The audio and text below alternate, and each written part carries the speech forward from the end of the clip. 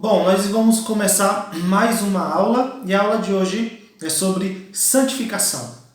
Isso aí, santificação. Nós falamos nas últimas aulas sobre regeneração, vocação eficaz, justificação, porque nós entramos na ordem da salvação, Ordo Salutis, né, que é importante lembrar que é uma ordem lógica e não cronológica, tá bom? Uma ordem lógica e não cronológica. E pensando nessa ordem lógica, a gente sabe que faz parte do processo de salvação, ou da ordem da salvação, ou é um elemento da salvação, a questão da santificação. Todos nós precisamos nos santificar, precisamos buscar a santificação que a palavra nos ensina. Porque a justificação ela tem como ênfase eliminar a nossa culpa, e a santificação tem como ênfase eliminar a nossa corrupção. Nós somos miseráveis, pecadores, falhos e por isso precisamos de santificação. Nós precisamos abandonar aquilo que nos afasta do Senhor, abandonar aquilo que vai contra os ensinos da palavra de Deus, abandonar os desejos maldosos do nosso coração, abandonar o velho homem. Então nós precisamos lutar, nós precisamos batalhar para nos santificar. E a gente vai pensar um pouquinho nisso hoje, um pouquinho na santificação. E a primeira coisa é que a causa da santificação é o próprio Senhor, porque Ele é santo, nós buscamos ser santos. Então a palavra do Senhor nos motiva a sermos santos, porque o nosso Deus é santo, santo, santo. Nosso Deus é extremamente santo e por isso nós precisamos nos santificar. E eu quero ler aqui contigo o primeiro texto de Romanos capítulo 6, versículo 22, e depois o Catecismo Maior em sua pergunta 75, a resposta da pergunta 75. Romanos 6, 22 diz assim: Agora, libertados do pecado, transformados em servos de Deus, tendes o vosso fruto para a santificação e, por fim, a vida eterna. Tendes o vosso fruto para a santificação e, por fim, para a vida eterna. O Catecismo Maior diz assim: santificação é uma obra da graça de Deus, pela qual os que Deus escolheu antes da fundação do mundo para serem santos são, nesta vida, pela poderosa operação de seu Espírito e pela aplicação da morte e ressurreição de Cristo, plenamente renovados, segundo a imagem de Deus, tendo as sementes do arrependimento que conduz à vida e de todas as outras graças salvíficas implantadas e fortalecidas. Assim, eles morrem cada vez mais para o pecado e ressuscitam para a novidade de vida. Amém. É isso aí. O texto diz: morrem cada vez mais para o pecado e ressuscitam para a nova vida. Nós estamos o tempo inteiro, nós estamos buscando renovar a nossa imagem, a imagem de Deus em nós, que foi corrompida pelo pecado, que foi afetada pelo pecado. Então nós estamos nessa luta de santificação, todos nós precisamos nos santificar, todos nós precisamos buscar a santificação, buscar a aproximação do que é ensinado na palavra de Deus.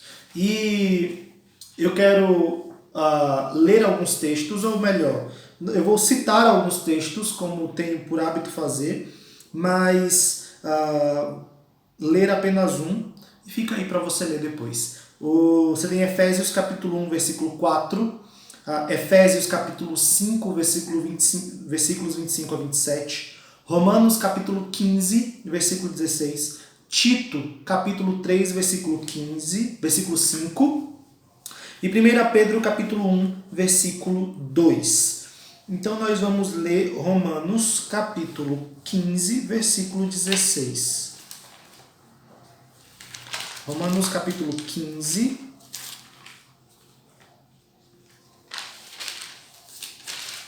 versículo 16, que diz assim: para que eu seja ministro de Cristo, para que eu seja ministro de Cristo Jesus entre os gentios, no sagrado encargo de anunciar o Evangelho de Deus, de modo que a oferta dele seja aceitável, uma vez santificada pelo Espírito Santo. E a minha ênfase aqui com esse texto é que o Espírito, por meio de sua palavra, age para a nossa santificação. Então nós somos santificados por meio do Espírito Santo. Mas é fato que essa é uma obra do Deus Trino, né? Deus Pai, Deus Filho, Deus Espírito Santo. Os três estão envolvidos nisso. Mas existem vários textos que mostram uma ação bem significativa, uma atuação mais direta do Espírito Santo nos santificando. E a gente sabe que a santificação tem um elemento de sinergia, ou seja, é a ação do Espírito Santo e a nossa ação. Então tem a nossa participação. Por que eu estou falando disso? Porque existem algumas coisas que a gente sabe que é totalmente ato do Senhor e a gente não tem nenhuma participação nisso. Por exemplo, a regeneração.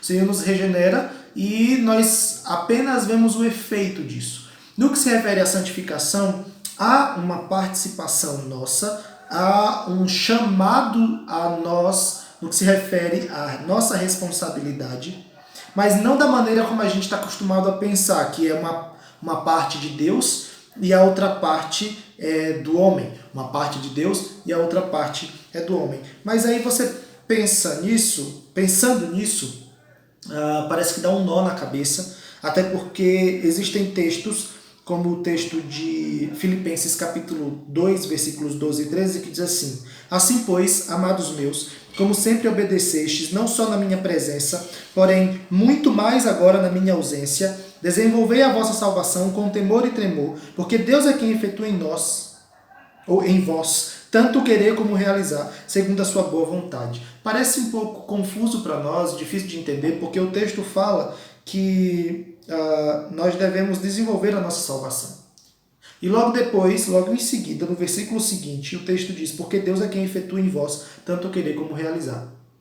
Então eu tenho que desenvolver a minha salvação, que está aqui mais direcionada ao fato da minha santificação, ou é Deus quem efetua em nós? Parece que é confuso, né? Aí você tem outros textos como o de 1 Coríntios capítulo 15, versículos 10, que diz assim: pela graça de Deus sou o que sou, e sua graça que me foi concedida não se tornou vã.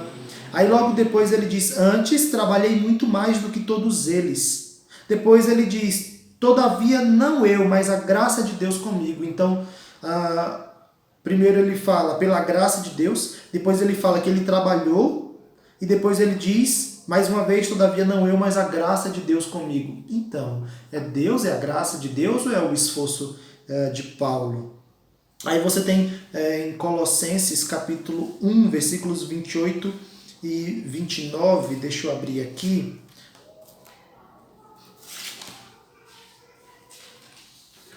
Colossenses capítulo 1, versículos 28 e 29, que diz: o qual nós anunciamos, advertindo a todo homem e ensinando a todo homem toda sabedoria, a fim de que apresentemos todo homem perfeito em Cristo.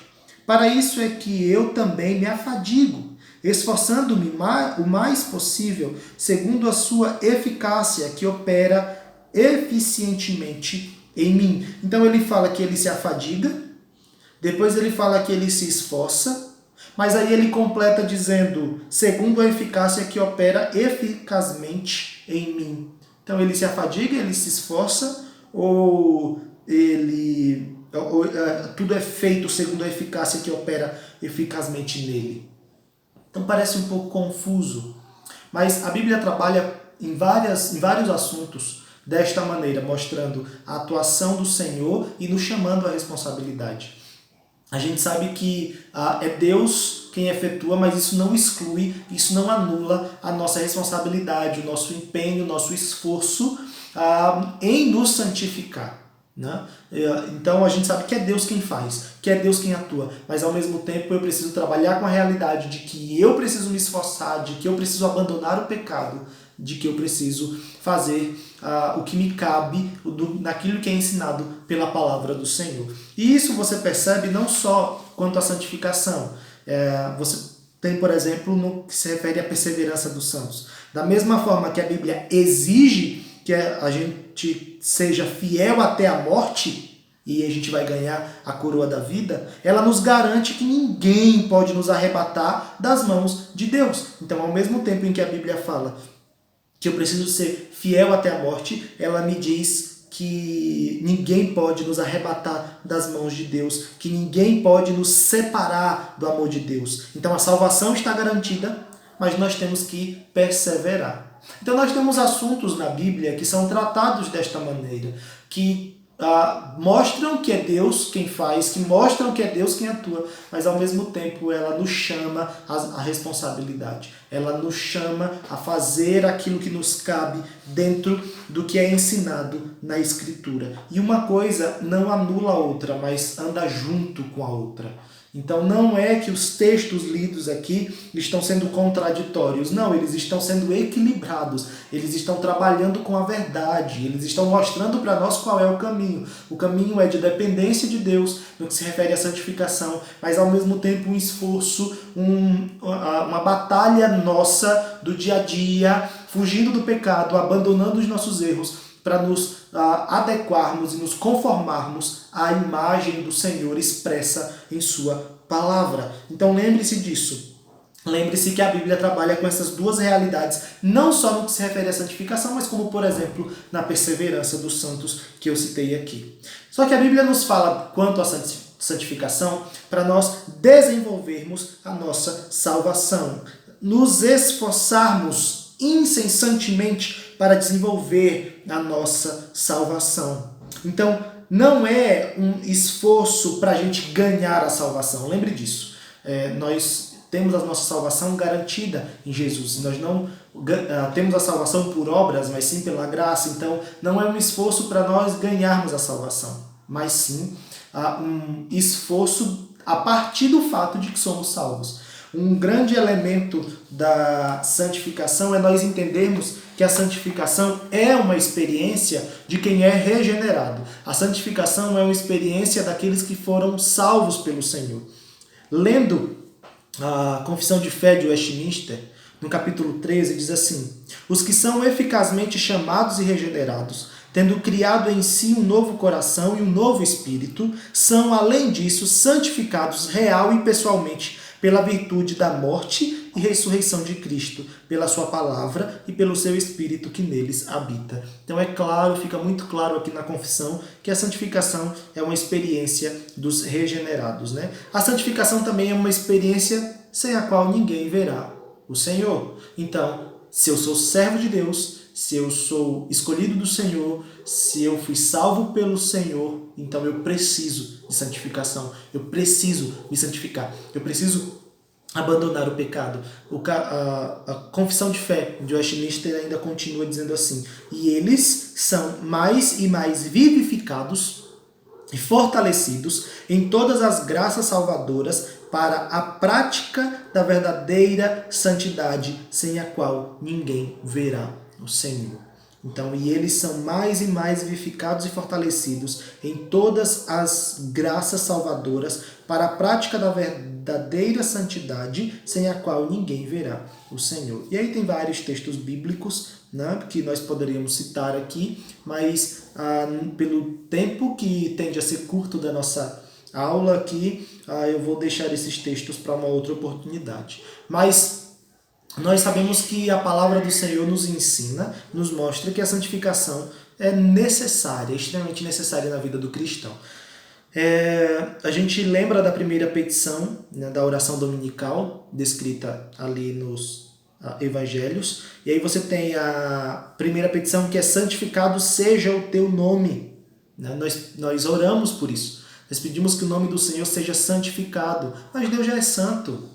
Mas Deus é santo, santo, santo. Deus é completamente santo. Então o que é a palavra? O que a gente está pedindo de verdade? A ideia é que o conheçamos em verdade. E o santifiquemos, honremos e glorifiquemos em todas as suas obras. Que o nome dele não seja desonrado em nossa vida. Então essa é a ideia. Deus é totalmente santo. Então o que a gente está pedindo? Que a nossa vida honre o Senhor, que a nossa vida honre o fato de que o Senhor é santo, que nós não desonremos o nome do Senhor, mas que a nossa vida, que a maneira de viver seja uma expressão clara do que é ensinado na Escritura, de uma vida santa, uma vida correta, uma vida onde damos um bom testemunho. Então, santificado seja o teu nome. Então essa é uma oração extremamente necessária na vida do cristão, né? Santificado seja o teu nome, que nós honremos o nome do Senhor. E aí, quando se fala de santificação, a gente precisa lembrar da luta entre a carne e o espírito. Nós ainda sofremos a influência do pecado e nós estamos ali em constante luta com os desejos da nossa carne, os desejos pecaminosos da nossa carne.